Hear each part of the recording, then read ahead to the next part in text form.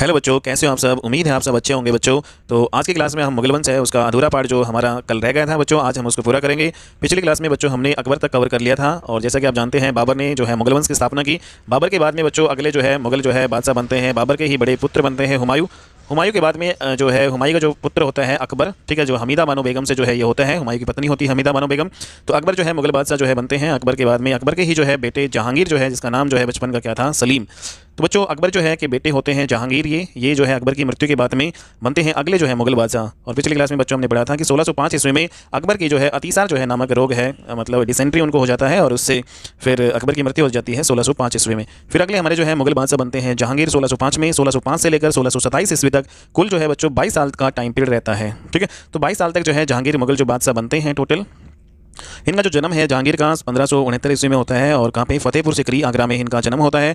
इनके बचपन का नाम सलीम था और जैसा कि बच्चों हम जानते हैं सलीम जो है चिश्ती जो अकबर के जो है गुरु हुआ करते थे। अकबर ने अपने गुरु के नाम पर ही जो अपने बेटे जो है का नाम सलीम रखा और ये सलीम जो है बाद में जो है जहांगीर के नाम से मुगल बादशाह बनते हैं अकबर के बाद में। अकबर फिर उसके बाद में बच्चों जो जहांगीर है उसका जो मुख्य प्रशासक जो मुख्य जो है गुरु हुआ करता था उसका नाम था अब्दुल रहीम खान खाना।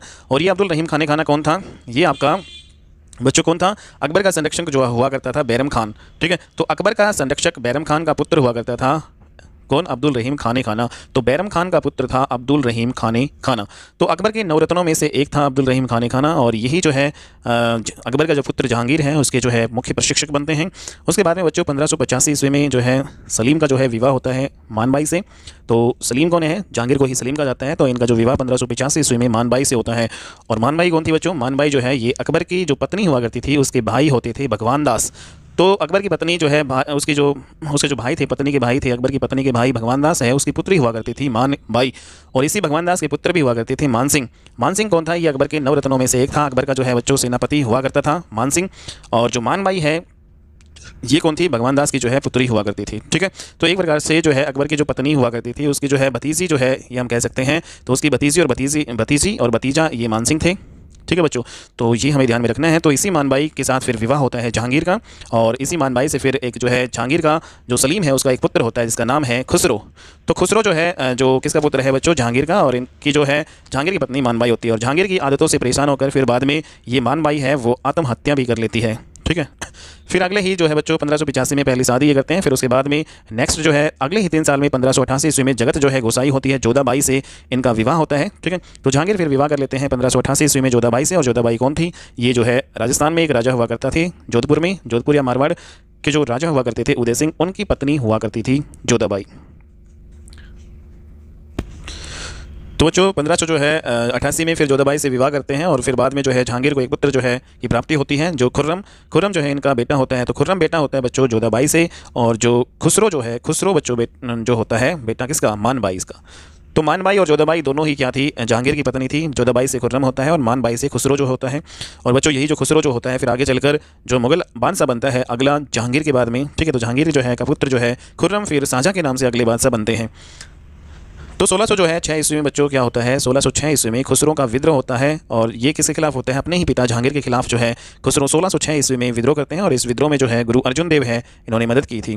गुरु अर्जुन देव है ये किसके समकालीन हुआ करते थे, ये आपके जहांगीर के समकालीन थे। वेरी वेरी इंपॉर्टेंट, सिखों के 5वें जो गुरु है गुरु अर्जुन देव किसके समकालीन हुआ करते थे, जहांगीर के। गुरु अर्जुन देव है ये जो है खुसरो का जो विद्रोह हुआ था उसमें खुसरो की मदद इसलिए की क्योंकि मुगल और जो है सिखों के बीच में बच्चों एक टाइम ऐसा भी हुआ करता था कि मित्रता हुआ करती थी। लेकिन तो बच्चों उसी कारण जो है गुरु अर्जुन देव ने खुसरो को जो आशीर्वाद भी दिया और उसको रहने के लिए शरण दी, उसकी कुछ आर्थिक जो है मदद भी इन्होंने की थी। और इसी बात जो है को गलत समझ लिया था फिर जहांगीर ने। और जहांगीर को लगा कि गुरु अर्जुन देव है वो उसके पुत्र जो है खुसरो को भड़का रहे हैं और उसके विरुद्ध जो है विद्रोह करवा रहे हैं। तो बच्चों इसी प्रकार जो है जहांगीर है फिर जो गुरु अर्जुन देव सिखों के जो 5वें गुरु होते हैं उनकी हत्या करवा देते हैं और अपने जो पुत्र खुसरो है उसको अंधा करवा देते हैं, ठीक है। तो इंपॉर्टेंट है। और बच्चों जैसे ही जहांगीर गुरु अर्जुन देव की हत्या करवाते हैं तो यहीं से जो फिर मुगल और जो है सिखों के बीच में दुश्मनी स्टार्ट हो जाती है। फिर अगले जो है गुरु बनते हैं सिखों के 6ठे गुरु और जिसका नाम है गुरु हरगोविंद। तो गुरु हरगोविंद सिखों के जो है 6ठे गुरु होते हैं और यही जो है वो गुरु है जिन्होंने सबसे पहले सिखों को लड़ना और जो है इनको सैन्य प्रशिक्षण दिया। तो सैन्य प्रशिक्षण जो है गुरु हरगोविंद ने दिया सिखों को शस्त्र धारण कर मुगलों के खिलाफ जो है संघर्ष और जो है युद्ध किया। नेक्स्ट जो इंपॉर्टेंट पॉइंट है बच्चों जहांगीर है उसके शासनकाल में 2 अंग्रेज जो है भी आए थे। तो जहांगीर के दरबार में आने वाले 2 अंग्रेज कौन से थे, तो सबसे पहले हम डिस्कस करते हैं। तो पहले जो अंग्रेज जो बच्चों भारत में समुद्री मार्ग से आए थे उसका नाम था कैप्टन विलियम हॉकिंग्स। तो कैप्टन विलियम हॉकिंस जो समुद्री मार्ग में जो है भारत में सबसे पहले आए थे और ये जहांगीर के दरबार में आए थे 1608 ईस्वी में। और बच्चों इस कैप्टन विलियम जो है हॉकिंस अंग्रेज को इसको भेजा था ब्रिटेन के ही महाराज जेम्स प्रथम ने। और क्यों भेजा था? ईस्ट इंडिया जो है का प्रतिनिधि बनाकर भेजा था इसको, ठीक है। तो विलियम हॉकिंस को जहांगीर के दरबार में इसलिए भेजा था क्योंकि जो कैप्टन विलियम हॉकिंस है वो फारसी और तुर्की भाषा को अच्छे से जानता था और इसी ने जो है जहांगीर से अंग्रेजों के द्वारा भारत में सबसे पहले फैक्ट्री लगाने की परमिशन मांगी। तो बच्चों भारत में जो है सबसे पहले फैक्ट्री लगाने की परमिशन जो है जहांगीर से सबसे पहले किसने मांगी थी? तो कैप्टन विलियम हॉकिंस ने, जो फारसी और तुर्की भाषा को अच्छे से जानता था। जब जहांगीर ने जो है जो कैप्टन विलियम हॉकिंस है इसको फारसी और तुर्की भाषा में बातचीत करते हुए देखा तो जहांगीर ने जो कैप्टन विलियम हॉकिंस है उसको कैप्टन खान की उपाधि दी, ठीक है। तो जहांगीर ने किसको कैप्टन खान की उपाधि दी? कैप्टन विलियम हॉकिंस को, ठीक है। तो वेरी वेरी इंपॉर्टेंट। और इसी ने जो है सबसे पहले इनको परमिशन दी भारत में फैक्ट्री लगाने की। और बच्चों जो है जहांगीर ने अंग्रेजों को भारत में जो है जो फैक्ट्री लगाने की परमिशन दी थी वो आपकी कहाँ पे दी थी? मछलीपट्टनम में दी थी। तो मछलीपट्टनम ने अंग्रेजों ने जो है अपनी अस्थायी फैक्ट्री सबसे पहले लगाई। कब लगाई? 1611 ईस्वी में। तो 1611 ईस्वी में बच्चों अंग्रेजों ने सबसे पहली अस्थायी जो है फैक्ट्री कहाँ पे लगाई थी? वेरी वेरी इंपॉर्टेंट क्वेश्चन बनता है। तो अंग्रेजों ने अस्थायी फैक्ट्री मतलब जो परमानेंट नहीं है, कुछ समय के लिए थी, और ये मछलीपट्टनम में सबसे पहले लगाई थी 1611 ईस्वी में।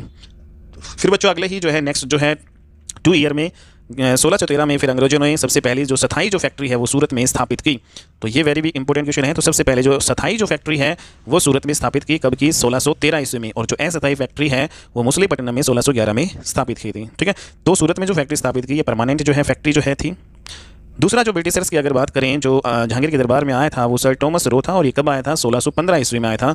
और इसको भी बच्चों किसने भेजा था? महाराजा जेम्स प्रथम ने भेजा था, ठीक है। तो दोनों को ही कैप्टन विलियम हॉकिंस और सर टॉमस रो है, इन दोनों को ही महाराजा जेम्स प्रथम जो ब्रिटेन के महाराजा थे उन्होंने भेजा था। और सर टॉमस रो है 1615 ईस्वी में आए थे और 1608 ईस्वी में आए थे सर विलियम्स हॉकिंस, ठीक है।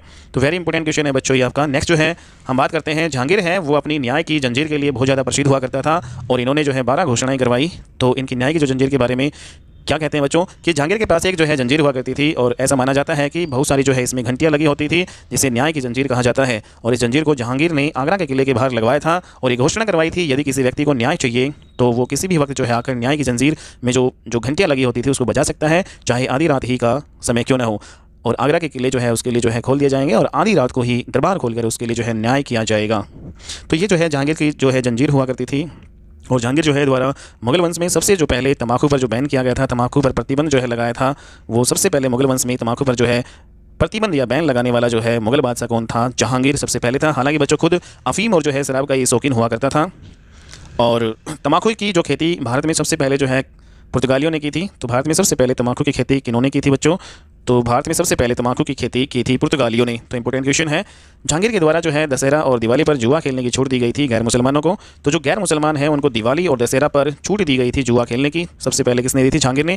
और इस्लाम धर्म में जो है शराब का सेवन करना और तंबाकू का जो है सेवन करना और जुआ खेलना पूरी तरीके से क्या माना जाता था? हराम माना जाता था, ठीक है। इसलिए जो है मुस्लिम शासक अपने शासनकाल में जुआ खेलने पर ये प्रतिबंध लगाते थे।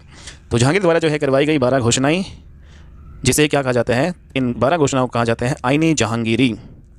सबसे इंपॉर्टेंट जो है क्वेश्चन बच्चों एग्जामिनेशन में जहांगीर से रिलेटेड बनता है कि जहांगीर के काल को मुगल वंश में चित्रकला का जो है स्वर्णकाल कहा जाता है।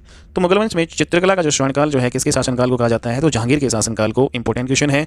जहांगीर का सबसे जो प्रसिद्ध जो चित्रकार उसका क्या नाम था? इनका सबसे प्रसिद्ध चित्रकार था उस्ताद मंसूर खान। जहांगीर को बच्चों पेंटिंग का इतना शौक हुआ करता था कि कहता था कि एक पेंटिंग को अगर 4 जो है पेंटर्स मिलकर बनाए तो मैं जो है उनकी पेंटिंग देखकर ही बता सकता हूँ कि पेंटिंग का कौन सा जो हिस्सा है किस पेंटर ने बनाया है। तो इतना ज़्यादा ये शौकीन हुआ करता था पेंटिंग का, चित्रकला का।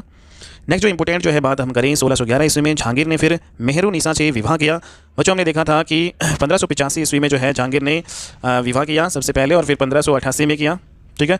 जोधाबाई से और मानबाई से इन्होंने किसने किया? जो मानबाई से इन्होंने किया 1585 में और जोधाबाई से 1588 में। 1611 में फिर एक और विवाह किया जहांगीर ने, सलीम ने। तो जहांगीर ने मेहरुनिसा से विवाह किया और ये ऑलरेडी जो है बच्चों शादीशुदा हुआ करती थी मेहरुनिसा, ठीक है, ऑलरेडी मैरिड थी। और इसके पति का नाम हुआ करता था अली कुल बेग, ठीक है। तो वेरी वेरी इंपॉर्टेंट है, अली कुल बेग है इसके पति का नाम हुआ करता था। मेहरुनिसा का ऑलरेडी मैरिड थी।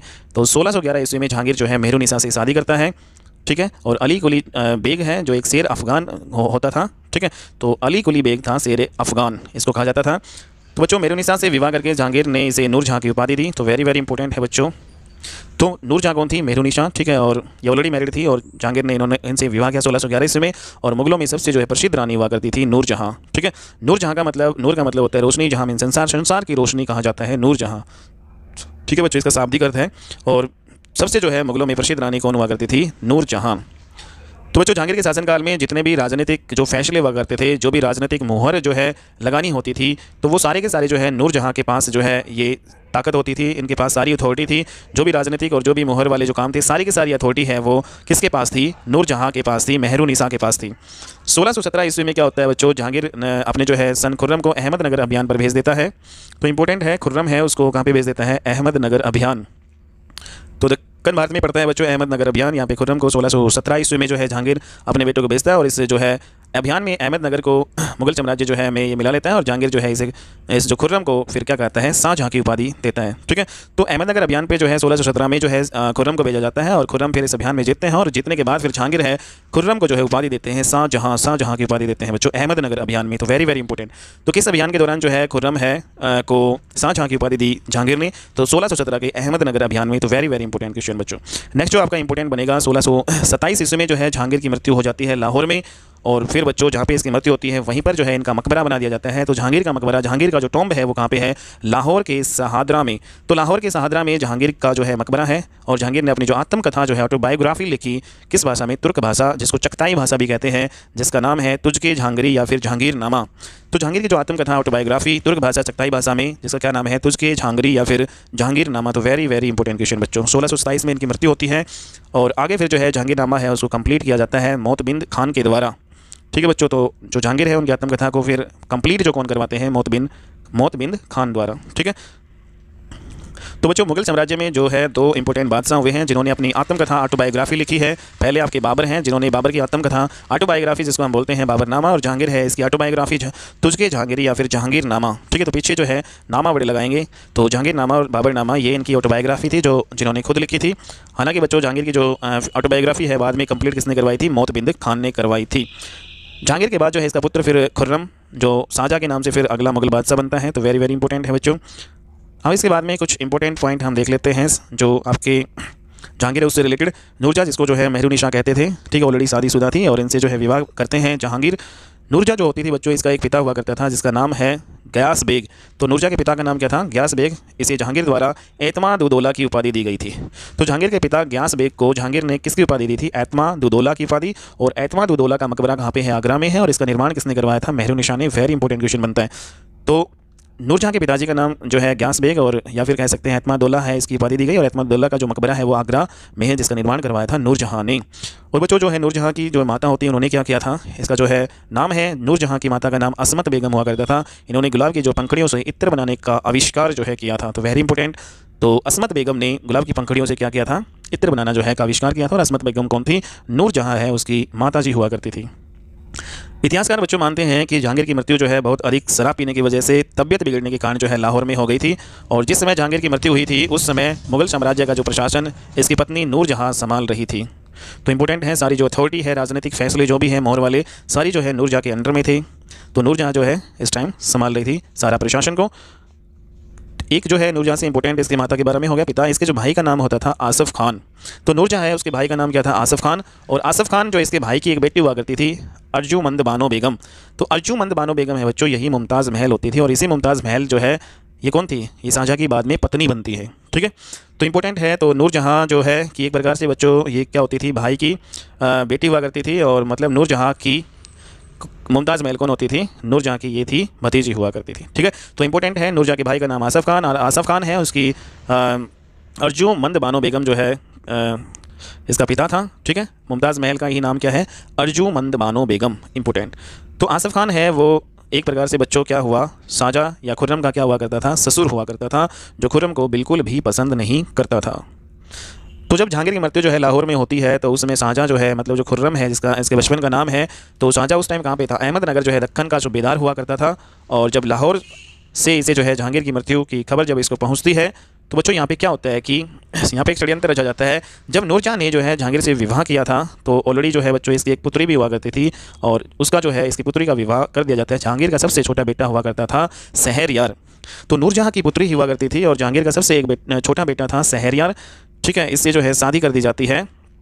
और शहरयार जो है इतिहास में दवार खान जो है दवार बख्श के नाम से भी जाना जाता था। तो शहरयार का जो है दूसरा नाम क्या था? दवार बख्श। ठीक है। तो मतलब ये हुआ कि जो शहरयार है नूरजहाँ का एक प्रकार से क्या लगता था, दामाद फिर जो है लगता था। ठीक है। तो शहरयार कौन था, जो ये जहांगीर का सबसे छोटा बेटा हुआ करता था, और जो है नूरजहाँ का फिर ये बाद में क्या बनता है, दामाद, क्योंकि नूरजहाँ की बेटी से शहरयार या फिर दवार जो है बख्श है उसका विवाह होता है नूरजहाँ की बेटी से। तो इसलिए बच्चों नूरजहाँ और जो है आसफ़ खान जो है नूरजहाँ और इसके जो नूरजहाँ का भाई था ये आसफ़ खान, ये दोनों चाहते थे कि जो खुर्रम को जो है मुगल सिंहासन पर ना बैठने दिया जाए, बल्कि जो है नूरजहाँ ये चाहते थे कि उसका जो दामाद है दवार बख्श वही मुगल जो है अगला बादशाह बने। ठीक है। तो इसलिए जो है नूरजहाँ और आसफ़ खान ने एक रणनीति बनाई, एक चाल चली कि 1627 ईस्वी में मुगल सिंहासन पर इनको बैठा दिया दवार बख्श को। दवार बख्श कौन था, दवार बख्श है जहांगीर का सबसे छोटा पुत्र हुआ करता था। ठीक है। तो इस जहांगीर के सबसे छोटे पुत्र दवार बख्श को बैठा दिया सिंहासन पर 1627 में, किसने, नूरजहाँ और आसफ़ खान ने मिलकर। लेकिन जैसे ही शहरयार या दवार जो बख्श है, शहरयार या दवार बख्श है, जब ये सिंहासन पर बैठते हैं तो पता चल जाता है खुर्रम को, जो उस टाइम जो है दक्कन जो है अभियान पे मतलब दक्कन में था सूबेदार, और तो बच्चों तो फिर तुरंत जो है खुर्रम है दक्कन से चला आता है, और इसी खुर्रम ने फिर बच्चों जो दवार बख्श हैं उसकी हत्या कर दी, और फिर मुगल जो है बादशाह अगला बन जाता है जहांगीर के बाद। तो जहांगीर के बाद अगले जो है मुगल बादशाह कौन बनते हैं, शाहजहाँ बनते हैं, खुर्रम बनते हैं। ठीक है बच्चों, इंपॉर्टेंट पॉइंट है ये आपका। नेक्स्ट जो है आपका नूरजहाँ और आसफ़ खान जो है दोनों को मुगलों का जो है पेंशनर बनाकर इनको लाहौर भेज देता है शाहजहाँ। ठीक है। और कहा जाता है कि उसके बाद नूरजहाँ मरते दम तक फिर लाहौर जो है में ही रहती है, और वापस जो है कभी भी आगरा वो नहीं आती है, और वहीं पर जो है उसकी जो पेंशन पहुंचा दी जाती थी, और उसके बाद कभी भी उसकी जो है मुगल जो है वंश में दखलंदाजी कभी भी नहीं रही नूरजहाँ की। तो भारतीय इतिहास में जो है मुगल साम्राज्य में जो बली का जो बकरा है वो किस व्यक्ति को कहा जाता है बच्चों, तो इंपॉर्टेंट क्वेश्चन है। तो बली का बकरा कौन बना, दवार बख्श। ठीक है। तो नूरजहाँ चाहती कि दवार बख्श है वो अगला जो है बादशाह बने। नूरजहाँ की जो है जो बेटी होती थी इसी दवार बख्श से शादी कर दी जाती है, और ये चाहती थी कि दवार बख्श है अगला मुगल बादशाह बने, लेकिन जो खुर्रम है जो शाहजहाँ है आकर इसकी हत्या कर देता है, और ये बेचारा खामखा मारा जाता है। तो इस प्रकार से भारतीय इतिहास में जो है मुगल साम्राज्य में बली का जो बकरा है वो किस व्यक्ति को कहा जाता है, तो मुगल साम्राज्य में बली का बकरा जो है दवार बख्श को कहा जाता है। और दवार बख्श कौन था बच्चों, ये जहांगीर का ही छोटा पुत्र हुआ करता था। ठीक है। तो वेरी वेरी इंपॉर्टेंट क्वेश्चन है बच्चों। तो अब हमारा जो बच्चों जहांगीर ऑलरेडी कंप्लीट हो चुका है, अब हम नेक्स्ट पढ़ेंगे मुगल बादशाह शाहजहाँ के बारे में।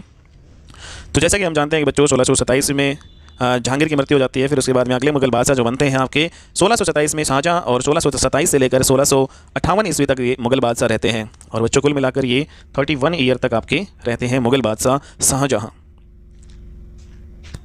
तो बच्चों शाहजहाँ का जो है जन्म आपका होता है 1500 जो है 92 ईस्वी में। कहाँ पे होता है इनका जन्म, लाहौर में होता है। ठीक है। तो खुर्रम है उसका जो जन्म कहाँ पे होता है, लाहौर में 1592 ईस्वी में। ठीक है। इसके बचपन का नाम क्या था, खुर्रम। और बच्चों शाहजहाँ के शासनकाल में जो वास्तुकला, जिसको हम स्थापत्य कला भी कह सकते हैं, गोल्डन इरा ऑफ जो है आर्किटेक्चर कहा जाता है शाहजहाँ के शासनकाल को। ठीक है। तो वास्तुकला या स्थापत्य कला का स्वर्णकाल किसे कहा जाता है, शाहजहाँ के शासनकाल को कहा जाता है बच्चों, वेरी इंपॉर्टेंट। ठीक है। क्यों कहा जाता है बच्चों, क्योंकि शाहजहाँ के काल में ही भारत में जो मुगल जो है काल की सबसे जो प्रसिद्ध इमारतों का निर्माण हुआ था। तो इन्होंने बहुत सारी जो प्रसिद्ध जो इमारतें हुई हैं हमारे भारत में, तो शाहजहाँ ने निर्माण करवाया इन इमारतों का। ठीक है। तो बच्चों शाहजहाँ है 1612 ईस्वी में, फिर इनकी शादी होती है अर्जुमंद बानो बेगम से। तो अर्जुमंद बानो बेगम से शादी करते हैं 1612 ईस्वी में। ठीक है। और यही इतिहास में बच्चों फिर मुमताज़ महल के नाम से प्रसिद्ध होती है अर्जुमंद बानो बेगम। ठीक है। और अर्जुमंद बानो बेगम कौन थी बच्चों, ये नूरजहाँ का भाई हुआ करता था आसफ़ खान, और उसी की पुत्री हुआ करती थी ये अर्जुमंद बानो बेगम, मीन्स मुमताज़ महल। तो इंपॉर्टेंट है। तो शाहजहाँ है मुमताज़ महल एक दूसरे से बेइंतहा मोहब्बत करते थे, और मुमताज़ महल के बच्चों कुल 14 बच्चे थे, जिनमें 7 जीवित रहे, और 7 जो है जीवित जो बच्चे हैं उनमें जो 4 जो है इसके पुत्र थे, और 3 इसकी क्या होती थी, बेटी हुआ करती थी। ठीक है। तो शाहजहाँ के 4 बेटे थे, 4 बेटे, इनमें सबसे बड़ा दारा सिको होता था, औरंगजेब था, शाह शुजा था, और मुराद बख्श। तो ये 4 बेटे थे शाहजहाँ के, दारा सिको, औरंगजेब, शाह शुजा और मुराद बख्श। 3 इसकी जो है बेटी थी, सबसे बड़ी बेटी जो है जहाँ आरा हुआ करती थी, फिर रोशन आरा और गोहन आरा। तो जहाँ आरा, रोशन आरा और गोहन आरा, ये 3 बेटियाँ थी शाहजहाँ की। तो बच्चों कुल मिलाकर जो है 7 जो है इसके बच्चे थे। ठीक है। और 7 इसके मर जाते हैं। और दारा सिको जो है ये सोच से अकबर हुआ करता था। ठीक है।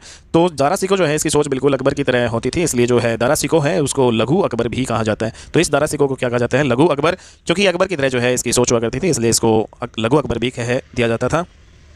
तो 1631 ईस्वी में जब मुमताज़ महल अपने जो है 14th जो है बच्चे को जन्म दे रही होती है, तो उस टाइम प्रसव पीड़ा की वजह से मुमताज़ महल की मृत्यु हो जाती है। लेकिन मरने से पहले इसने शाहजहाँ से कहा था कि आप मेरी कब्र पर एक ऐसी नायाब इमारत जो है बना दीजिए जो ना कभी बनी हो, ना ही जो है कभी फ्यूचर में वो बन सके। ठीक है। तो वो जो 1631 ईस्वी में मुमताज़ महल की मृत्यु हो जाती है, जब ये अपने 14th जो है बच्चे को जन्म दे रही होती है, तो इंपॉर्टेंट है। और 1631 ईस्वी में फिर इसने जो है शाहजहाँ ने निर्माण जो है स्टार्ट करवा दिया था ताजमहल का। ठीक है। तो शुरू करवा दिया था बनाना, और बच्चों ताजमहल है 22 जो है वर्षों में जाके ये पूर्ण होता है। और इसमें जो है कुल मिला के 20,000 मजदूर मिलकर काम करते हैं और ये बनता है बच्चों वाइट मार्बल का। संगमरमर के पत्थर से इसको बनाया जाता है, जो राजस्थान के मकराना से मंगवाया गया था। तो ये संगमरमर कहाँ से मंगवाया गया था? राजस्थान के मकराना से ही मंगवाया गया था। तो इंपॉर्टेंट है बच्चों। और ताजमहल है, इसमें इसको जब बनाया था तो जो चीफ आर्किटेक्ट हुआ करता था, जो मुख्य स्थापत्यकार हुआ करता था, उसका नाम था उस्ताद अहमद लाहौरी। ठीक है, इन्हें ही जो है उस्ताद अहमद लाहौरी ने ही क्या डिज़ाइन किया था? ताजमहल का डिज़ाइन तैयार किया था। और जो चीफ कंस्ट्रक्टर हुआ करता था, जो प्रधान मिस्त्री हुआ करता था, उसका नाम था उस्ताद ईशा। तो उस्ताद ईशा है, ये मिस्त्री हुआ करता था। और जो डिजाइनर है वो कौन था? जो डिजाइन बनाया था ताजमहल का, उसका नाम है उस्ताद अहमद लाहौरी। तो इंपॉर्टेंट क्वेश्चन है बच्चों ये। तो किस कला का निर्माण करके जो है ताजमहल बनाया गया था? तो इसमें एक जो है कला का निर्माण हुआ करता था, ईरानी कला होती थी, जिसका नाम था पित्रा दुरा शैली। तो पित्रा दुरा शैली एक ईरानी जो है कला शैली थी। इस कला का जो है निर्माण करके ताजमहल को बनाया गया था। और कुछ इंपॉर्टेंट क्वेश्चन और देख लेते हैं ताजमहल से बच्चों हम यहाँ पे। पहला क्या है? ताजमहल पर जो है संगमरमर के जो है पत्थर को ही जो है तराश कर उस पर फूल और पत्तियों में रंगीन जो है पत्थर बढ़ने की कला ही को क्या कहा जाता है? पित्रा दुरा शैली। तो ये ईरानी जो है शैली में ताजमहल को बनाया गया था। कौन सी शैली में? पित्रा दुरा शैली में। पित्रा दुरा शैली में क्या होता था कि जो ताजमहल में जो संगमरमर का पत्थर यूज होता था ना, तो उसी पत्थर को तराशा जाता था और उस पर फूल और पत्तियों में रंगीन पत्थर जो है भरा जाता था। ठीक है, और इसी कला को क्या कहा जाता था? पित्रा दुरा शैली। तो इंपॉर्टेंट है बच्चों। और एक और इंपॉर्टेंट क्वेश्चन ये है इससे रिलेटेड कि मुगल काल में सबसे पहले जो है व्हाइट मार्बल मींस जो संगमरमर है, उसका इस्तेमाल किस इमारत में किया गया था? तो दिल्ली में जब हुमायूं का मकबरा जो है बनवाया गया, तो दिल्ली में हुमायूं का मकबरा में मुगल काल में, पूरे मुगल काल में जो है सबसे पहले जो संगमरमर का यूज किया गया था वो हुमायूं के मकबरे में किया गया था, जो दिल्ली में बच्चों आपका है ये। ठीक है, और भारत में सबसे पहले जो है पित्रा दुरा शैली का इस्तेमाल भारत में सबसे पहले किस इमारत को बनाने में किया गया था? तो एतमा उद्दौला का जो मकबरा बनवाया था नूरजहां ने। ठीक है, तो नूरजहां ने जो आगरा में जो है एतमा उद्दौला का जो है मकबरा बनवाया था बच्चों, उसमें सबसे पहले भारत में पित्रा दुरा शैली का जो है इस्तेमाल किया गया था। तो वेरी वेरी इंपॉर्टेंट क्वेश्चन है आपका ये। ठीक है, तो किस इमारत में सबसे पहले जो है पित्रा दुरा शैली का जो है इस्तेमाल किया गया था? तो एतमा उद्दौला का मकबरे में। नेक्स्ट अब हम देखते हैं बच्चों 1636 ईस्वी में शाहजहां ने जो अपना जो दक्कन अभियान है उसके दौरान मीर जुमला द्वारा यहाँ पे शाहजहां को भेंट किया गया था कोहिनूर हीरा। जैसा कि बच्चों हमने ऑलरेडी जो है कोहिनूर हीरा जब हमने पढ़ा था, तो 1636 ईस्वी में शाहजहां है जब अपने दक्कन जो है अभियान पर जाता है, तो वहाँ पर एक हीरो का व्यापारी होता है जिसका नाम मीर जुमला होता है। तो इसी मीर जुमला से जो है शाहजहां जो कोहिनूर हीरा प्राप्त करता है, और कोहिनूर हीरा जो है एक बार फिर से जो आपका ये कहाँ पे आ जाता है? मुगल साम्राज्य में आ जाता है। ठीक है, और जैसा कि हमने देखा कि जिसके पास भी जो है, जिस पुरुष के पास भी मुगल मतलब एक कोहिनूर हीरा था, मतलब उसकी मतलब बिल्कुल ही वो उसकी मतलब पतन हुआ और उसकी किस्मत ही बिल्कुल ख़राब हुई, या तो वो जल्दी ही चल बचा या फिर जो है उसके साम्राज्य का पतन हुआ। तो बच्चों ज़्यादातर इतिहासकार मानते हैं कि जो आगरा में भीषण गर्मी पड़ा करती थी, उससे बहुत परेशान रहा करता था ये शाहजहां, इसलिए जो है इसकी मृत्यु हो जाती है। लेकिन कुछ इतिहासकार कहते हैं कि मुमताज़ महल की मृत्यु के बाद शाहजहां इतने शोक में चला गया कि उसका आगरा में मन ही नहीं लगा, इसलिए उसने डिसाइड कर लिया कि अब वो आगरा नहीं रहेगा और राजधानी जो है अपनी दिल्ली स्थानांतरित कर लेगा। तो इस प्रकार बच्चों आगरा से फिर जो है शाहजहां दिल्ली में भी अपनी राजधानी को जो है ट्रांसफ़र कर लेता है। लगभग 10 साल तक बच्चों वहाँ पे बहुत सारी जो है इमारतें बनवाता है दिल्ली में। तो बच्चों जब मुमताज़ महल जो है मरी थी, तो उस टाइम जो है शाहजहां ने मुमताज़ महल की छोटी बहन से मरने के 3 जो है दिन के बाद ही विवाह कर लिया था, क्योंकि वो भी मुमताज़ महल की तरह शक्ल में दिखती थी। ठीक है, तो माना जाता है कि जो है मुमताज़ महल जब मर गई थी, शाहजहां जिससे बेइंतहा प्यार करता था, तो बच्चों 3 दिन के बाद ही जो है उसकी मृत्यु के 3 दिन के बाद ही उसकी छोटी बहन से विवाह कर लेता है शाहजहां, क्योंकि वो भी जो है उसकी जो मुमताज़ महल की तरह जो है उसकी छोटी बहन दिखा करती थी शक्ल से। ठीक है, तो नेक्स्ट जो है 1638 में ही जो है शाहजहां ने अपनी फिर राजधानी ट्रांसफ़र कर ली जो है आगरा में, आगरा से बच्चों दिल्ली। ठीक है, तो 1638 में ट्रांसफ़र करी थी, इंपॉर्टेंट है। तो 1638 में आगरा से जो है दिल्ली ट्रांसफ़र कर लेता है अपनी राजधानी शाहजहां, और दिल्ली में ही यमुना नदी के किनारे एक शहर इसने बसाया जिसका नाम है शाहजहानाबाद। तो 1638 में जो है यमुना नदी के किनारे जो है यहाँ पे एक शहर जो है शाहजहां बसाता है जिसका नाम है शाहजहानाबाद, और यमुना नदी के किनारे दिल्ली का जो है लाल किला जो है इन्होंने बनवाया। ठीक है, तो इंपॉर्टेंट है बच्चों। और इस लाल किला जो है को बनाने में इनको जो है 10 साल का समय लगा। 1638 में जो है इसने बनाना शुरू किया था लाल किला को, और लगभग 10 साल बाद 1648 ईस्वी में बच्चों जाके बनता है लाल किला, दिल्ली का लाल किला। ठीक है, और इसमें लाल पत्थर का इस्तेमाल किया गया था। तो लाल किले में कौन से पत्थर का इस्तेमाल किया गया था? लाल पत्थर का, जो बच्चों कहाँ से आता था? राजस्थान से जो है मंगाया जाता था। ठीक है, तो वेरी वेरी इंपॉर्टेंट। और इस 10 साल के पीरियड में उसने और भी जो है बहुत सारे काम करवाए, बहुत सारी जो है इमारतें मस्जिदें बनवाई उन्होंने। तो शाहजहां है उन्होंने जो है इसी 10 साल के टाइम पीरियड में 1638 से लेकर 48 के दौरान ही जामा मस्जिद का निर्माण करवाया। शाहजहानाबाद जो है जो उसने शहर बसाया था उसके चारों तरफ उसने जो है गेट बनवाए, और कौन कौन से गेट बनवाए? Delhi gate, Kashmiri gate, Ajmeri gate और लाहौरी गेट। ठीक है, तो जो ये शहर बसाया था शाहजहां ने अपने ही नाम से शाहजहानाबाद, इसके चारों ओर 4 गेट इसने बनवाए, Delhi gate, Kashmiri gate, Ajmeri gate और लाहौरी गेट। और जो लाहौरी गेट होता था वो दिल्ली के लाल किले के बाहर वाला गेट हुआ करता था। ठीक है, तो इंपॉर्टेंट है बच्चों। और नेक्स्ट जो है इसने दिल्ली के लाल किले में जो है 2 दरबार बनवाई। तो 2 दरबार इसने बनाए जिसको कहा जाता था दीवान आम और दीवान खास। ठीक है, दीवान आम और दीवान खास इसने 2 दरबार बनाई। ठीक है, लाल किले में ही। और दीवाने जो है खास बच्चों, इसमें जो है सिंहासन पर बैठने के लिए इसने एक गोल्डन थ्रोन, जिसको तख्ते ताउस कहा जाता है, मयूर सिंहासन या पीकॉक थ्रोन भी इसको कहा जाता है, वो इसने गोल्ड से बनवाया। और इसी पर जो है विश्व का जो प्रसिद्ध जो हीरा था, कोहिनूर हीरा, इसने इस सिंहासन पर लगवाया, तख्ते ताउस पर, गोल्डन थ्रोन पर, जिसको बच्चों हम पीकॉक थ्रोन भी बोलते हैं, मयूर सिंहासन पर। इंपॉर्टेंट। इसका मतलब ये हुआ कि बच्चों मुगल साम्राज्य का जब सारा का सारा जो धन का इस्तेमाल होता था, शाहजहाँ है वो सारा अब इमारतें बनवाने में करने लगा। और जिस समय शाहजहाँ दिल्ली में शासन कर रहा था, उस समय बच्चों इसके चारों बेटे जो हैं कहाँ पे थे, ये देख लेते हैं, इंपॉर्टेंट है। तो दारा शिकोह जो इसका सबसे बड़ा बेटा था, और शाहजहाँ यही चाहता था कि इसका उत्तराधिकारी भी यही बने। तो दारा शिकोह जो है, दारा शिकोह इसका सबसे बड़ा बेटा, वो उत्तर भारत और दिल्ली का सूबेदार हुआ करता था। औरंगजेब है, ये दक्षिण भारत में अहमदनगर जो है का सूबेदार था, इंपॉर्टेंट है बच्चों। और शाह शुजा जो है इसका बेटा था शाहजहाँ का, ये बंगाल का सूबेदार हुआ करता था। और बच्चों इधर मुराद जो बख्श है वो क्या था, गुजरात का सूबेदार। ठीक है, तो चार ही दिशाओं में जो है, प्रत्येक दिशा में चार बेटे इसके हर दिशा में थे। ठीक है, ऊपर दारा शिकोह था, नीचे जो है आपका औरंगजेब था, और पूर्व की तरफ बंगाल की तरफ शाह शुजा था, और पश्चिम की तरफ जो गुजरात की तरफ कौन था, मुराद बख्श था। तो इंपॉर्टेंट है। तो एक बार बच्चों जब शाहजहाँ जो है बीमार हुआ और बेड रेस्ट पर पहुंचा, तो शाहजहाँ ने झरोखा दर्शन के लिए आना बंद कर दिया था। झरोखा दर्शन जैसा कि आप जानते हैं अकबर ने स्टार्ट किया था। ठीक है, और झरोखा दर्शन में क्या होता है कि हर दिन जो है एक बार जो है ये अपनी शक्ल दिखाया करता था। ठीक है, तो झरोखा दर्शन के लिए इन्होंने आना बंद कर दिया था शाहजहाँ ने, और ये शुरू किया था अकबर ने। और बच्चों, और जब ऐसा हुआ तो चारों तरफ दिल्ली में ये अफवाहें फैलने लगी कि मुगल बादशाह शाहजहाँ नहीं रहे, उनकी मृत्यु हो चुकी है। तो इस प्रकार जो है, इसलिए शाहजहाँ ने सोचा कहीं दिल्ली की जनता है विद्रोह पर ना उतर आए, इसलिए शाहजहाँ जो है अपने बेटे जो है, बड़े बेटे उनका होता है दारा शिकोह, उसको उत्तराधिकारी घोषित कर देता है। ठीक है, तो शाहजहाँ ने अपने जो है बड़े पुत्र दारा शिकोह को उत्तराधिकारी घोषित किया। और बच्चों, शाहजहाँ ने यह ऐलान कराया कि जो इज्जत रुतबा आप मुझे मतलब देते थे, वही जो है आप दारा शिकोह को देंगे, क्योंकि दारा शिकोह ही मेरे बाद अगले जो है मुगल बादशाह बनेंगे। लेकिन जब ये बात बच्चों दक्कन, बंगाल और गुजरात में उसके अन्य 3 भाई थे, उनके पास जब ये बात पहुंची, तो शाहजहाँ के जो है जीवित रहते ही चारों भाइयों ने उत्तराधिकारी जो है, मतलब अगला मुगल बादशाह जो है बनने के लिए, चारों भाइयों में गृह युद्ध छिड़ जाता है, लड़ाई छिड़ जाती है सिंहासन को प्राप्त करने के लिए। और जैसे ही बच्चों शाहजहाँ ने जो है दारा शिकोह को उत्तराधिकारी घोषित किया, तो सबसे पहले जो है प्रतिक्रिया किसने दी, शाह शुजा ने दी। ठीक है, तो शाह शुजा किधर था, शाह शुजा है बंगाल में जो है सूबेदार हुआ करता था। तो इस शाह शुजा ने खुद को बंगाल का स्वतंत्र जो है शासक घोषित कर दिया, और उसने मुगलों की सेना से लड़ने के लिए अपनी सेना इलाहाबाद और आगरा के किले की तरफ जो है अधिकार करने के लिए बढ़ा दी। ठीक है, तो शाह शुजा जो है ये बंगाल का नवाब था, इसने खुद को स्वतंत्र जो है घोषित किया मुगलों से, और मुगलों के खिलाफ, मतलब जो मुगल सेना थी उसके खिलाफ जो है इसने इलाहाबाद और जो आगरा की तरफ अपनी सेना को बढ़ाया, और उनसे लड़ने के लिए एक युद्ध लड़ा उत्तराधिकारी। तो युद्ध कौन सा लड़ा बच्चों, शाह शुजा ने 1658 में ये लड़ा। तो बहादुरपुर जो है का इस युद्ध कहा जाता है बच्चों, जो मुगल जो है, मुगलों की जो शाही सेना और शाह शुजा के बीच में जो युद्ध होता है, बहादुरपुर का युद्ध 1658 में युद्ध होता है बच्चों। ठीक है, तो शाह शुजा और शाही जो है मुगल सेना के बीच में बहादुरपुर का युद्ध 1658 में होता है। और इसमें मुगलों की शाही सेना का जो नेतृत्व है वो कौन करता है, जयसिंह और सुलेमान शिकोह। तो जयसिंह और सुलेमान शिकोह जो है मुगलों की शाही सेना की तरफ से सेनापति होते हैं, और शाह शुजा को पराजित कर देते हैं, और जान बचाकर जो है शाह शुजा फिर वापस बंगाल की तरफ भाग जाते हैं। और जब शाह शुजा की हार की जो है बात बच्चों दक्कन में जब औरंगजेब जो है सूबेदार हुआ करता था, जब इसके जो है भाई औरंगजेब को पता चली, तो अब औरंगजेब ने संदेश जो है भेजा गुजरात में मुराद बख्श के पास।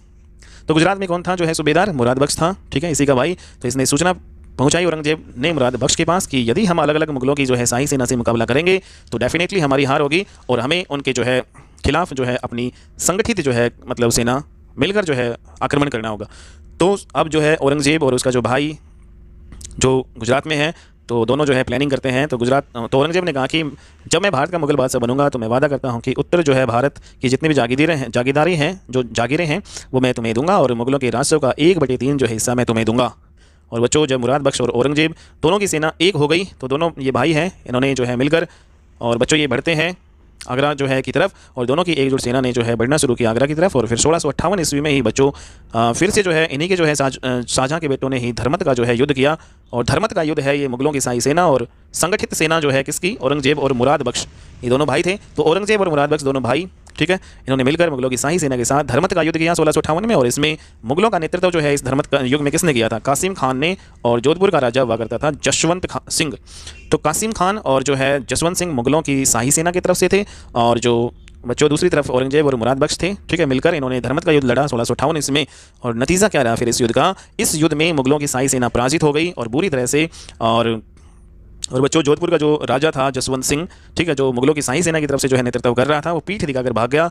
और बच्चों कहा जाता है कि जसवंत सिंह की जो रानी है उसने जोधपुर के किले के दरवाजे बंद कर दिए थे, और उसने कहा था कि तुम पीठ दिखा के आगे, अगर अच्छा होता, अगर तुम्हारा जो है सर कटा हुआ था तो मुझे ज़्यादा खुशी होगी, तुमने तो जो है राजपूतों की आन बान और शान है उसको मिट्टी में मिला दिया। तो इस प्रकार से बच्चों फिर बाद में बसते हैं मुगलों की शाही सेना की तरफ से दूसरे उनके जो है सेनापति या नेतृत्व जो खुद जो है दारा सिकों ने किया, और बच्चों अंग्रेजों जो ये औरंगजेब और मुराद बख्श है की सेना से ये लड़ने लगा। ठीक है, तो बच्चों फिर से जो है दारा सिकों ने ही नेतृत्व किया और 1658 ईस्वी में ही फिर मध्य प्रदेश में सामूगढ़ का युद्ध होता है। तो सामूगढ़ का युद्ध 1658 में ही लड़ा गया, जो है ये किसके बीच में लड़ा गया, मुगलों की शाही सेना और इसका नेतृत्व किया दारा सिकों ने, और दूसरी तरफ थे औरंगजेब और मुराद बख्श। ठीक है, इनकी संगठित सेना। इसमें क्या हुआ, दारा सिकों को बुरी तरह से पराजित होना पड़ा और मुगलों की शाही सेना है उसको हारना पड़ा, और औरंगजेब और मुराद जो है बख्श है इन्होंने आगरा के किलों को चारों तरफ से बच्चों अब घेर लिया। और इस समय जो है शाहजहाँ स्वस्थ हो चुका था और आगरा के किले में अभी आ चुका था। और जब आगरा में शाहजहाँ को ये बात पता चली तो उसी के बेटे जो है औरंगजेब और मुराद जो है बख्श ने आगरा के किले को चारों तरफ से घेर लिया था। तो शाहजहाँ ने जो है औरंगजेब के पास संदेश जो है पहुंचाया कि आप जो है मेरे से अकेले में आकर मिलिए। तो शाहजहाँ ने अपने बेटे औरंगजेब के पास संदेश पहुंचाया जब उसने किलाबंदी कर ली थी चारों तरफ से। तो शाहजहाँ ने जो है उसको समझाने का प्रयास किया औरंगजेब को, बट क्या होता है बच्चों, औरंगजेब जो है जब संदेश जो है उसको मिला शाहजहाँ का, तो अपने पिता शाहजहाँ से वो मिलने निहत्था चल पड़ा। तो फिर रास्ते में क्या होता है, रास्ते में कुछ मंत्री और गुप्तचर है उसके द्वारा औरंगजेब को शाहजहाँ के खिलाफ भड़का दिया जाता है और कहा जाता है शाहजहाँ और दारा सिकों है आपको आगरा के किले में बुलाकर मार डालने की जो योजना या षड्यंत्र रच रहे हैं। तो इस बात से बेहद नाराज होता है औरंगजेब और बीच रास्ते से वो लौटकर वापस चला जाता है। उसका पिता उसे बुलाता है बट वो वापस लौट के चला जाता है और शाहजहाँ को संदेश वो पहुँचाता है औरंगजेब कि मैं कसम खाता हूँ कि आज के बाद मैं अपनी जो है शकल ज़िंदगी में कभी नहीं दिखाऊंगा, और मैं ये भी कसम खाता हूँ जब तक दारा सिकों को मौत के घाट नहीं उतार दूंगा तब तक मैं चैन से भी नहीं बैठूंगा। तो इस प्रकार बच्चों 1658 ईस्वी में ही आगरा के किले पर अधिकार होता है औरंगजेब और मुराद बख्श की संगठित सेना का, और अपने ही पिता को शाहजहाँ जो है को बंदी जो है बनाकर कैद कर लेता है आगरे के किला में औरंगजेब। ठीक है बच्चों, तो 1658 में जो है औरंगजेब अपने ही पिता को जो है आगरा के किले में कैद करके बंदी बना लेते हैं 1658 में। ठीक है बच्चों, तो इंपॉर्टेंट है यहाँ पे ये। और 8 साल के बाद में फिर उसकी मृत्यु भी हो जाती है 1666 में शाहजहाँ की। तो 1658 में जो है औरंगजेब ने खुद को भारत का अगला मुगल बादशाह घोषित किया और अपना पहला राज्याभिषेक इसने आगरा के किले में करवाया। तो 2 बार बच्चों इसने जो है अपना राज्याभिषेक करवाया था। तो पहली बार जो है इन्होंने अपना राज्याभिषेक आगरा के ही किले में करवाया 1658 ईस्वी में। ठीक है बच्चों, और इसके बाद औरंगजेब है बड़ा होशियार हुआ करता था और जो है उसने फिर जो मुराद बख्श जो उसका भाई था जो जिसने उसकी सहायता की थी जो शाही जो है मुगल सेना के विरुद्ध लड़ने में, तो फिर इसने जो है औरंगजेब है अपने ही भाई मुराद बख्श को ये कहता है कि इसकी भी अब मुझे कोई ज़रूरत नहीं है और मुराद बख्श की भी वो हत्या करवा देता है औरंगजेब। ठीक है, और जब मुराद बख्श की हत्या हुई तो शाह शुजा समझ गया था अगला नंबर उसी का आएगा और बंगाल से जो है अपनी सेना तुरंत लेकर शाह शुजा आगरा जो है औरंगजेब के जो है खिलाफ विद्रोह करने में शाह शुजा जो है चल पड़ता है। ठीक है, बंगाल से बच्चों। तो इंपॉर्टेंट लड़ाई क्या होती है यहाँ पे 1659 ईस्वी में, तो इलाहाबाद के समीप ही जो है खंजुआ का युद्ध होता है। ठीक है, और ये किसके बीच में होता है, औरंगजेब और जो है शाह शुजा के बीच में। तो औरंगजेब और शाह शुजा के बीच में होता है 1659 में इलाहाबाद के समीप खंजुआ का युद्ध। इंपॉर्टेंट है बच्चों, और इसमें औरंगजेब है वो जीतता है और शाह शुजा है उसकी भी हत्या करवा दी जाती है खंजुआ का युद्ध में 1659 में। और अब जो है बच्चों केवल और केवल दारा सिकों बचता है। ठीक है, तो फिर क्या होता है 1659 में देवराई का युद्ध लड़ा जाता है। ये कहाँ पे होता है देवराई का युद्ध, राजस्थान के अजमेर के निकट देवराई घाटी में होता है। और देवराई का युद्ध जो है अजमेर में देवराई घाटी में 1659 में बच्चों किसके बीच में होता है, औरंगजेब और उसी के भाई जो है दारा सिकों के बीच में होता है। और औरंगजेब ने दारा सिकों को पराजित किया और उसे बंदी बना लिया और दिल्ली ले जाकर दारा सिकों को मृत्युदंड है दिलवा दिया इन्होंने। तो 1659 ईस्वी में औरंगजेब ने अपना फिर दूसरा राज्याभिषेक करवाया। पहला राज्याभिषेक इन्होंने 1658 में बच्चों करवाया आगरा में, और दूसरा जो राज्याभिषेक है इन्होंने दिल्ली के ही लाल किले में करवाया और फिर बन गया अगला जो है भारत का मुगल बादशाह। तो इस प्रकार बच्चों 1658 में इसने अपने जो है पिता को आगरा के किले में कैद कर लिया था और 8 साल बीत जाने के बाद में फिर इसी आगरा के किले में जो है 1666 ईस्वी में 1666 ईस्वी में शाहजहाँ की मृत्यु हो जाती है आगरा के किले में ही। और इस प्रकार बच्चों शाहजहाँ है उसकी कब्र भी कहाँ पे बना दी जाती है, ताजमहल में ही। ताजमहल जो शाहजहाँ ने बनवाया था जहाँ मुमताज़ महल की याद में, तो यहीं पर जो है ताजमहल में ही मुमताज़ महल की कब्र के बराबर ही जो साइड में इसको दफना दिया जाता है शाहजहाँ को। और शाहजहाँ की जो जीवनी की बात करें जिसका नाम है शाहजहाँनामा। ठीक है, और ये शाहजहाँनामा शाहजहाँ की जीवनी किसने लिखी थी, इनायत खान ने लिखी थी। इंपॉर्टेंट है बच्चों। अब बच्चों हम अगले जो नेक्स्ट जो है इंपॉर्टेंट जो आपका मुगल बादशाह पढ़ेंगे सबसे लास्ट, और 1707 तक जो है बच्चों ये आपका आता है औरंगजेब। जैसे कि हम जानते हैं कि 1658 ईस्वी में ये मुगल बादशाह बनते हैं अपने जो है भाइयों को हराकर और अपने पिता को बंदी बनाकर। और बच्चों 1707 ईस्वी में फिर जो इनकी मृत्यु होती है औरंगजेब की, तो ये अब हम बच्चों करेंगे औरंगजेब को। तो 1658 से लेकर 1707 ईस्वी तक बच्चों टोटल जो टाइम पीरियड रहता है औरंगजेब का, और कुल मिलाकर बच्चों 49 साल और लगभग बच्चों 7 या 8 महीने जो है कुल मिलाकर ये शासन करता है। इतने लंबे टाइम पीरियड तक जो है सबसे लंबा जो टाइम पीरियड होता है पूरे मुगल वंश में औरंगजेब का बादशाह के रूप में, और दूसरा जो है सबसे लंबा टाइम पीरियड रहता है 49 साल लगभग जो है बच्चों, लगभग आपका 4 या 5 महीने रहता है अकबर का। ठीक है, तो सबसे ज़्यादा टाइम पीरियड मुगल जो है टाइम में रहता है औरंगजेब का। ठीक है, तो औरंगजेब है, इसको आलमगीर भी कहते हैं। जन्म इसका होता है 24 अक्टूबर 1618 ईस्वी को उज्जैन के दोहद नामक स्थान पर होता है। तो उज्जैन में जो है 24 अक्टूबर 1618 को औरंगजेब का क्या होता है बच्चों जन्म, और इसका एक्चुअल नेम है, वास्तविक जो नाम है मोइनुद्दीन मोहम्मद जो औरंगजेब। बच्चों ये जो है औरंगजेब है वो किससे होता है, मुमताज़ महल से ही होता है। अर्जुमंद बानो बेगम जिसको मुमताज़ महल भी कहते हैं, उसी के गर्भ से जो है इनका जन्म होता है। ठीक है, और जो मुमताज़ महल जो शाहजहाँ की अति प्रिय जो है पत्नी थी, जिनसे वो बहुत ज़्यादा प्रेम करते थे, और उनकी याद में जो है ताज महल भी बनवाया था शाहजहाँ ने। तो बच्चों इतिहासकार ऐसे कहते हैं कि जब औरंगजेब का जन्म हुआ तो ज्योतिष है उन्होंने पहले ये घोषणा कर दी थी कि भाई आगे चलकर जो शाहजहाँ की मौत का जो कारण है उसका ही पुत्र जो है औरंगजेब बनेगा। तो ये पहले ही ज्योतिषियों ने घोषणा कर दी थी, और यही कारण था कि बाकी जितने भी जो है शहजादे थे, मतलब शाहजहाँ के जितने भी पुत्र थे, मतलब औरंगजेब को छोड़कर उन सभी को जो है घुड़सवारी तलवारबाजी सिखाई, लेकिन जो औरंगजेब है उसको बचपन से ही भेजा जाता था मदरसों में पढ़ने के लिए। ठीक है, तो इसको जो है घुड़सवारी तलवारबाजी नहीं सिखाई, और मुगलों में जो है सबसे ज़्यादा अगर पढ़ा लिखा और सबसे ज़्यादा विद्वान और सबसे ज़्यादा अनुशासित बादशाह की अगर बात करें तो पूरे मुगलों में औरंगजेब ही को माना जाता है। और मुगल साम्राज्य में अगर राजनीतिक रूप से देखें तो सबसे महान जो बादशाह वो कौन है, तो राजनीतिक दृष्टि से अगर हम देखें तो सबसे महान बादशाह भी आपके औरंगजेब ही हुए हैं। और मुगल साम्राज्य का सबसे ज़्यादा विस्तार भी जो है किसके समय में हुआ है, औरंगजेब के समय में, क्योंकि बच्चों लगभग 49 साल और 7 महीने तक इन्होंने शासन किया था। तो सबसे ज़्यादा जो टाइम पीरियड तो इसके शासनकाल में सबसे ज़्यादा विस्तार हुआ था मुगल जो है साम्राज्य का। तो बच्चों औरंगजेब है ये राजनीतिक तौर पर एक बेहद कुशल और योग्य व्यक्ति हुआ करता था। ठीक है, और इतिहासकार ऐसा मानते हैं कि मतलब ये, लेकिन ये दूसरी तरफ जो है धार्मिक जो अप्रोच की अगर हम बात करें तो धार्मिक रूप से बेहद कट्टर हुआ करता था, एक सुन्नी मुसलमान हुआ करता था। तो 2 टाइप के होते हैं मुसलमान सिया और सुन्नी। तो ये कट्टर मुसलमान जो और सुन्नी मुसलमान था, और ये कहता था कि हिंदुस्तान है वो एक काफिरों का देश है, और पूरे हिंदुस्तान में सुन्नियत जो है चलना ही मेरा जो है धार्मिक उद्देश्य है। तो ये जो है इसका मतलब उद्देश्य हुआ करता था। और ये जो औरंगजेब है अपनी धार्मिक नीतियों के कारण ही औरंगजेब को क्या कहा जाता था, जिंदा पीर कहा जाता था, क्योंकि ये कट्टर जो है मुसलमान था। 1637 में जो है दिलरास जो है बानो बेगम से विवाह किया। तो इनका विवाह जो है किससे होता है, 1637 ईस्वी में दिलरास बानो बेगम से, और इतिहास में बच्चों यही जो है रबिया बीबी के नाम से जानी जाती है। तो दिलरास बानो बेगम 1637 में विवाह करते हैं, और यही जो है दिलरास बानो बेगम, इसको क्या कहा जाता है, रबिया बीबी के नाम से जाना जाता है दिलरास बानो बेगम को। और बच्चों जो बीबी का जो मकबरा है, ठीक है, इन्होंने अपनी पत्नी के जो है याद में बनवाया। तो औरंगजेब है इन्होंने जो है महाराष्ट्र के औरंगाबाद नामक स्थान पर निर्माण करवाया बीबी के मकबरे का। ठीक है, और अपनी पत्नी जो है रबिया बीबी की याद में ये बनवाया था इसने बीबी का मकबरा।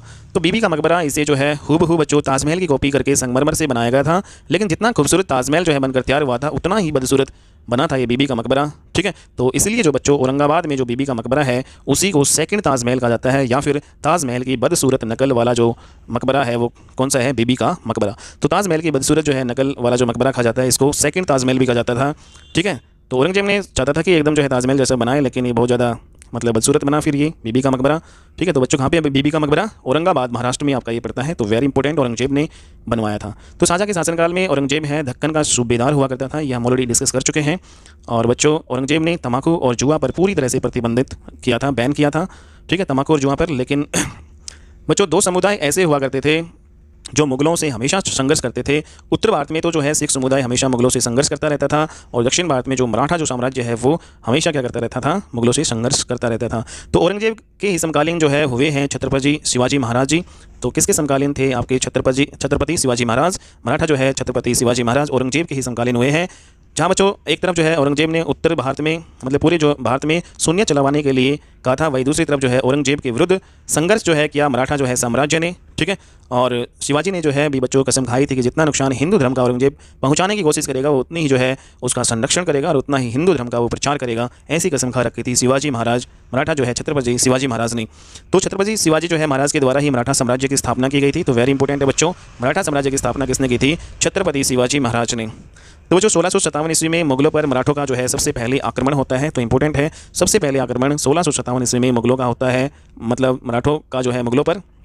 ठीक है, और जिस जो है समय औरंगजेब जो है दक्कन का क्या होता था, सूबेदार हुआ करता था। तो मतलब शाहजहाँ के टाइम में ही होता है सबसे पहले मुगलों पर मराठों का पहला आक्रमण 1657 ईस्वी में, और उस टाइम औरंगजेब होता था दक्कन का सूबेदार। और इसमें जो है मुगलों के जो है द्वारा शिवाजी जो है को पराजित किया गया था। ठीक है, तो शिवाजी है इसमें हारे थे पहले आक्रमण में 1657 में। 1658 ईस्वी में बच्चों फिर एक युद्ध लड़ा जाता है सामूगढ़ का युद्ध, और इसमें औरंगजेब ने अपने जो है बड़े भाई दारा सिकों जो है को पराजित किया था और आगरा के किले पर अधिकार किया था और अपने ही पिता को इसमें बंदी बनाया था। तो ये ऑलरेडी हमने पढ़ चुके हैं बच्चों। सामूगढ़ का युद्ध हुआ था 1658 में। औरंगजेब ने अपने भाई दारा सिकों को पराजित करके अपने पिता को बंदी बना लिया था और आगरा के ही किले में अपने जो है यहाँ पे प्रथम राज्याभिषेक करवाया था बादशाह बनने के बाद। और बच्चों मुगलों में 2 बार जो है अपना राज्याभिषेक करवाने वाला जो है बादशाह माने जाते हैं औरंगजेब, ठीक है। और बादशाह बनने के बाद औरंगजेब ने जो है जो सिक्कों पर जो कलमा छपवाना का जो प्रतिबंध है उसने हटवाया था। सिक्कों के ऊपर जो कलमा छपा था उसको इसने हटा दिया था। इसने कहा था कि जो कलमा जो है कुरान के पवित्र शब्द होते हैं और आज के बाद इसे कोई सिक्कों पर नहीं छपेगा, क्योंकि सिक्के तो हाथ से जो है छोड़कर नीचे भी गिर सकते हैं और इससे जो है अपमान होता है कलमा का, ठीक है। तो बच्चों औरंगजेब है इसने जो है तंबाकू और शराब जो है कि सेवन और जुआ खेलने पर पूरी तरीके से प्रतिबंध जो है लगा दिया था। और तीनों के काम इस्लाम धर्म में एक प्रकार से हराम जो है भी माने जाते हैं। तो इस प्रकार से इसने तंबाकू, शराब और जुआ तीनों पे प्रतिबंधन लगाया था। इसने जो नौरोज़ त्यौहार है इसके ऊपर भी इसने जो है रोक लगाया था, प्रतिबंध लगाया था। और बच्चों जैसे कि हम जानते हैं गियासुद्दीन बलबन है उसके द्वारा नौरोज़ जो त्यौहार है उसको शुरू किया गया था, ठीक है। तो बलबन ने इसको शुरू किया था नौरोज़ त्यौहार को, और ये फारसी नवरस होता था इसको प्रतिबंधित कर दिया था औरंगजेब ने। और औरंगजेब है उन्होंने मुहर्रम पर भी प्रतिबंध लगाया था, क्योंकि बच्चों सिया जो है ये बनाते थे और सुन्नियों में जो है मुहर्रम या मातम जो है बनाना पूरी तरीके से प्रतिबंधित था, बैन था। तो मुहर्रम त्यौहार और जो है नौरोज़ त्यौहार इन पर जो है बैन लगा दिया था औरंगजेब ने। तो अपने शासनकाल में जो है सभी जो है हिंदू त्योहारों पर भी इन्होंने क्या लगा दिया था, बैन। क्योंकि बच्चों कट्टर मुस्लिम तो होता ही था, सुन्नी मुस्लिम था ये, और इसने जो है जितने भी हिंदू त्यौहार हैं उन पर भी प्रतिबंधन लगा दिया था। नौरोज़ त्यौहार पर लगा दिया था, मुहर्रम त्यौहार पर लगा दिया था। 1662 ईस्वी में औरंगजेब ने अकबर की तरह जो है तो दास प्रथा जो है उसको प्रतिबंधन लगाया था। तो अकबर ने जिस प्रकार बच्चों दास प्रथा है, सती प्रथा है, उस पर प्रतिबंध लगाया था। तो 1662 में इसने दास प्रथा पर प्रतिबंध लगाया औरंगजेब ने, और 1663 ईस्वी में सती प्रथा पर भी प्रतिबंध इसने लगा दिया। बट 1664 ईस्वी में जो है बच्चों प्रतिबंध अकबर ने तीर्थ यात्रा और जो है जजिया कर पर जो लगा दिया था, ठीक है। तो इस प्रकार से बच्चों जजिया कर और जो तीर्थ यात्रा कर है उस पर भी जो है प्रतिबंधन लगा दिया था, किसने, औरंगजेब ने, ठीक है। मतलब प्रतिबंधन तो नहीं लगाया था, सॉरी, जो तीर्थ कर है उसको शुरू कर दिया था, ठीक है। जो अकबर ने जो है बंद किया था तीर्थ कर और जजिया कर जो है जो लगाया जाता था अकबर ने बंद कर दिया था। तो 1664 ईस्वी में बच्चों तीर्थ यात्रा जो है कर इसको जो है पुनः शुरू कर दिया था, किसने, औरंगजेब ने। और जजिया कर जो है जो अकबर ने बंद किया था वो भी जो है दोबारा इसने शुरू कर दिया था। तो जजिया कर और तीर्थ यात्रा जो कर है उसको दोबारा शुरू कर दिया 1664 ईस्वी में औरंगजेब ने।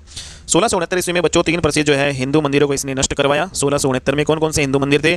गुजरात में सोमनाथ मंदिर को नष्ट करवाया, वाराणसी में काशी विश्वनाथ का मंदिर है इसको नष्ट करवाया, और जो है मथुरा का केशव राय जो है मंदिर, इन जो है तीनों मंदिरों को इसने क्या करवाया 1669 में नष्ट करवाया, क्योंकि ये कट्टर जो है मुस्लिम हुआ करता था बच्चों। ये 1664 में शिवाजी के द्वारा जो है सूरत जो है प्रथम लूट की गई। तो सूरत जो बंदरगाह हुआ करता था बच्चों उसको जो है शिवाजी महाराज है उन्होंने जो सूरत बंदरगाह को जो है लूट लिया था 1664 में। और इससे क्या हुआ था, मुगलों का जो है सबसे जो है बड़ा ये इंपोर्ट एक्सपोर्ट मतलब आयात निर्यात जो है का बंदरगाह होता था, जहाँ पे जो है मुगलों को सबसे ज़्यादा राजस्व प्राप्त होता था।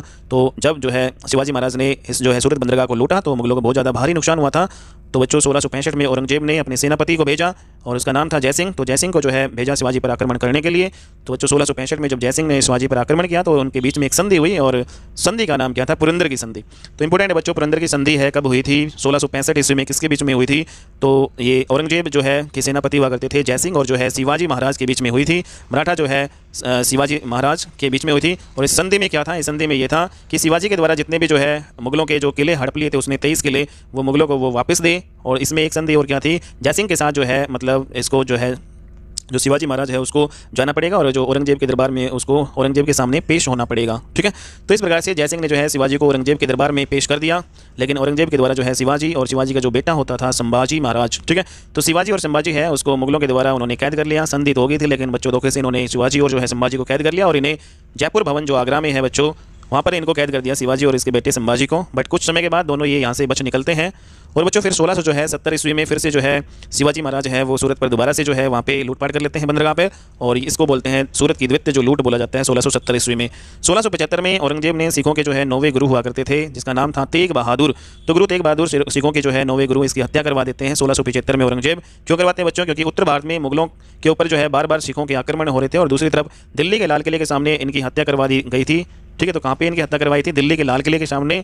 और दिल्ली के लाल किले के सामने ये गुरुद्वारा जो है इनके नाम पे बनाया गया है। गुरु तेग बहादुर जो है गुरु तेग बहादुर के ऊपर ही है बच्चों शीशगंज गुरुद्वारा कहते हैं। दिल्ली के लाल किले के सामने है शीशगंज गुरुद्वारा, और इस गुरुद्वारे को जो है उसी स्थान पर बनाया गया जहाँ पर जो औरंगजेब ने जो सिखों के 9वें जो गुरु तेग बहादुर का जो है सर काट दिया था, ठीक है। और औरंगजेब ने बच्चों गुरु तेग बहादुर और उसके जो है जो फॉलोवर थे, ठीक है, तो गुरु तेग बहादुर और उसके जो अनुयायी थे उन्होंने जो इस्लाम धर्म है उसको अपनाना मना कर दिया था अपनाने के लिए। तो इसलिए जो औरंगजेब ने गुरु तेग बहादुर का सर कटवा दिया था, और यहाँ पर जो है दिल्ली के लाल किले में, तो शीशगंज यहाँ पे बनवाया गया बच्चों। फिर बाद में 1681 में जो है औरंगजेब के ही बेटे था एक अकबर, ठीक है। तो औरंगजेब का ही एक बच्चों बेटा हुआ करता था जिसका नाम था अकबर, ठीक है। तो उसने जो है अपने पिता के जो है खिलाफ विद्रोह किया, जिसको अकबर का विद्रोह भी कहा जाता है। वैसे जो बच्चों औरंगजेब के 5 पुत्र होते थे और जिसमें सबसे बड़ा होता था ये अकबर, ठीक है। और औरंगजेब के खिलाफ अकबर के जो विद्रोह में इसकी मदद की थी संभाजी महाराज ने। तो शिवाजी के पुत्र थे संभाजी महाराज ने। संभाजी के ही शरण में अकबर जो है दक्षिण जो है भारत में जो बच्चों विद्रोह करके भागा था और लगभग बच्चों 8 साल तक जो है संभाजी की शरण में ही रहा था ये औरंगजेब का पुत्र अकबर, ठीक है। तो 1682 में जो है औरंगजेब ने अपना दक्षिण भारत जो है अभियान शुरू किया। तो ये इंपॉर्टेंट है बच्चों। 1682 में फिर अंग्रेज क्या करता है, जो औरंगजेब दक्षिण भारत अभियान जो है पे जाते हैं। और बच्चों जब शाहजहां की जो मृत्यु 1666 में हुई थी तो उस समय जो है मुगल साम्राज्य में 19 प्रांत हुआ करते थे, 19 सूबे हुआ करते थे। औरंगजेब ये चाहता था कि वो दक्षिण भारत जो है अभियान पर जाए और जो वहाँ पर जाकर जो है 2 जो है दक्षिण जो है सूबे हैं जो जिनका नाम क्या था गोलकुंडा और बीजापुर, उनको भी क्या कर ले वो मुगल साम्राज्य में मिला ले। तो गोलकुंडा और बीजापुर जो है दक्षिण जो है भारत अभियान पर ये मिलाना चाहता था जाकर औरंगजेब। तो गोलकुंडा आपका जो है ये हैदराबाद का पुराना नाम है और जो बीजापुर है ये कर्नाटक का है बच्चों, ठीक है। तो बीजापुर क्या है कर्नाटक में है और गोलकुंडा पुराना नाम है हैदराबाद का। तो 1682 में औरंगजेब अपने दक्षिण भारत अभियान पर जाता है और इतिहासकार ऐसा कहते हैं कि दक्षिण भारत अभियान पर जाकर इतना ज़्यादा यहाँ पर उलझा कि ये कभी भी जो है यहाँ पे मतलब वापस नहीं आ पाया इस अभियान से, ठीक है। तो यहीं पर उलझ कर रह गया था औरंगजेब और कभी भी इस अभियान से जो है ये वापस नहीं लौट पाया था। इसलिए इसके जो है दक्षिण भारत का जो अभियान है औरंगजेब का, इसी को ही औरंगजेब की कब्र कहा जाता है, ठीक है। तो औरंगजेब की कब्र तो इस प्रकार बच्चों अपने दक्षिण भारत अभियान के दौरान ही 1686 ईस्वी में बच्चों औरंगजेब की जो हालांकि बच्चों इन्होंने जो है जीत लिया था दक्षिण भारत अभियान के दौरान जो 1686 ईस्वी में तो बीजापुर है उसको, और जो है 1687 ईस्वी को गोलकुंडा का जो किला है मतलब जो गोलकुंडा है उसको मुगल साम्राज्य में इन्होंने मिला लिया था। और इस प्रकार पहले जो 19 थे तो औरंगजेब के पास अब जो है कुल मिलाकर टोटल 19 और 2 ये आ गए थे, 21 जो है सूबे हो गए थे टोटल। और ये मतलब पूरे जो है मुगल साम्राज्य में सबसे ज़्यादा जो है थे औरंगजेब के टाइम में। तो मतलब सबसे विस्तृत साम्राज्य जो है औरंगजेब के समय में था, ठीक है। तो इंपॉर्टेंट क्वेश्चन ये बनेगा कि औरंगजेब के शासनकाल में दक्षिण भारत की राजधानी जो है बच्चों औरंगाबाद हुआ करती थी। इन्होंने जो है दक्षिण भारत की राजधानी औरंगाबाद बनाई और सबसे ज़्यादा है विस्तृत जो साम्राज्य है वो किसका था मुगलों में औरंगजेब का था। इसके टाइम 21 जो है सूबे हुआ करते थे। तो दक्षिण भारत अभियान के दौरान जो है औरंगजेब की जो है अनुपस्थिति में दिल्ली शासन जो है औरंगजेब का एक वजीर हुआ करता था जिसका नाम था असद खान। और बच्चों ये असद खान है जो वजीर था ना जो औरंगजेब का, इन्होंने जो है दिल्ली को संभाला और मतलब जिस दौरान जो औरंगजेब दक्षिण जो है भारत के अभियान पे गया था और लगभग 31 वर्ष तक ये वजीर रहा था औरंगजेब का, ठीक है। और ये सर्वाधिक जो है लंबे समय तक जो है वजीर रहा था पूरे मुगल जो है साम्राज्य में, ठीक है, असद खान। तो सर्वाधिक जो है हिंदू मंत्री किस मुगल जो है बादशाह के शासनकाल में थे, ये भी इंपॉर्टेंट है। सर्वाधिक हिंदू मंत्री जो है वो औरंगजेब के ही शासनकाल में हुआ करते थे। औरंगजेब ने अकबर की जो जरोखा जो दर्शन प्रथा है और बलबन द्वारा जो चलाई गई जो है सिजदा पाईबोज की जो प्रथा है, ठीक है, इनको पूरी तरीके से इनको बंद कर दिया था औरंगजेब ने। और ऐसा कहा जाता है कि कोई भी बंदा किसी के सामने सर नहीं झुकाएगा और यदि सर झुकाना है किसी को तो केवल और केवल खुदा के सामने वो सर झुकाए। इसलिए बच्चों हालांकि सिजदा पाईबोज जो प्रथा है वो पहली बार शाहजहां के जो है काल में बच्चों प्रतिबंधित बैन हुई थी। शाहजहां ने सबसे पहले बैन किया था बट इसका पूरी तरीके से उन्मूलन है अंत जो है औरंगजेब ने किया। और सबसे जो है लॉन्गेस्ट जो है रूलिंग पीरियड रहा है, सबसे ज़्यादा शासन किया औरंगजेब ने। और बच्चों 1686 में औरंगजेब ही वो पहला मुगल बादशाह था जिसके शासनकाल में जाटों का विद्रोह हुआ था और जाटों की कमान सबसे पहले गोकुल जो है द्वारा संभाली गई थी, ठीक है। तो 1686 में औरंगजेब के शासनकाल में जाटों का जो है विद्रोह हुआ था बच्चों। और जाटों का जो विद्रोह का नेतृत्व इसमें जो किया राजा राम जाट ने 1686 में। जाटों ने जो है अकबर के जो है मकबरे पर बच्चों आक्रमण कर दिया था। तो इसी के औरंगजेब के शासनकाल में 1686 में जाटों ने क्या किया अकबर के मकबरे पर आक्रमण किया और यहाँ पे लूटपाट की। लेकिन जो है सबसे जो है गलत काम ये कर दिया कि अकबर की जो है कब्र को खोद कर उनकी अस्थियों को जो है जला दिया था। तो अकबर की कब्र को खोद कर अस्थि निकाल लाए थे और इनको जला दिया था। और बच्चों जब जो औरंगजेब 89 ईयर का था तो उसके जो है 5 पुत्रों में से केवल 3 ही जीवित बचे थे। और उन 3 जीवित पुत्रों का नाम क्या था मोहम्मद मुअज्जम, मोहम्मद आजम और मोहम्मद कामबख्श, ठीक है। तो आजम मुअज्जम और कामबख्श ये 3 पुत्र थे 5 पुत्र में से। और इस प्रकार बच्चों 1707 ईस्वी आते आते औरंगजेब की मृत्यु हो जाती है। और कहाँ पे होती है अहमदनगर में, और ये महाराष्ट्र में डिस्ट्रिक्ट होता है बच्चों। और औरंगजेब है शाहजहां के जो है शासनकाल में यहीं का ही क्या होता था सूबेदार हुआ था दक्कन में अहमदनगर का। और यहीं पर बच्चों दक्कन यहीं पर जो है यहाँ पे अहमदनगर में ही 1707 में इनकी मृत्यु होती है। तो बच्चों इनकी जो कब्र है महाराष्ट्र के दौलताबाद में जो है एक सूफी संत हुआ करते थे, ठीक है, जिसका नाम था बुरहानुद्दीन। तो शेख बुरहानुद्दीन जो है का मकबरा है यहाँ पे कहाँ पे महाराष्ट्र के दौलताबाद में। और इसी के जो कब्र के पास जो औरंगजेब की कब्र जो है भी है। तो औरंगजेब की कब्र कहाँ पे बच्चों महाराष्ट्र के दौलताबाद में। और सूफी संत शेख बुरहानुद्दीन का मकबरा भी कहाँ पे है महाराष्ट्र के औरंगाबाद में। तो बायोग्राफी जो जीवनी है औरंगजेब की वो आलमगीरनामा है। तो औरंगजेब की जो है जीवनी का नाम क्या है आलमगीरनामा। आलमगीर जो है भी इसका नाम था। तो आलमगीरनामा बच्चों इनकी बायोग्राफी है जो काजिम सिराजी के द्वारा लिखी गई है। तो काजिम सिराजी ने आलमगीरनामा लिखी है औरंगजेब की बायोग्राफी। और बच्चों इस प्रकार औरंगजेब की मृत्यु के बाद 1707 ईस्वी में एक नया युग भी आपका आरंभ हो जाता है। तो इस प्रकार बच्चों ये दी एंड हो जाता है 1707 ईस्वी में औरंगजेब की मृत्यु होने के बाद में लगभग आपका मुगल साम्राज्य का। ठीक है, हालांकि बच्चों जो है बाद में फिर जो भी जितने भी बादशाह बनते हैं 1707 के बाद में मुगल जो है वंश में, तो वो सारे जो है धीरे धीरे फिर आगमन होता है अंग्रेज़ों का। फिर ताश के पत्तों की तरह जो है पूरा जो मुगल साम्राज्य ढह जाता है धीरे धीरे करके। ठीक है, तो सबसे जो इंपॉर्टेंट जो है आपके ये औरंगजेब तक ही था बच्चों मुगल साम्राज्य का। तो आज की क्लास में बच्चों इतना ही, नेक्स्ट क्लास में हम मिलते हैं और अच्छी वीडियो के साथ। तब तक के लिए बाय बच्चों, टेक केयर।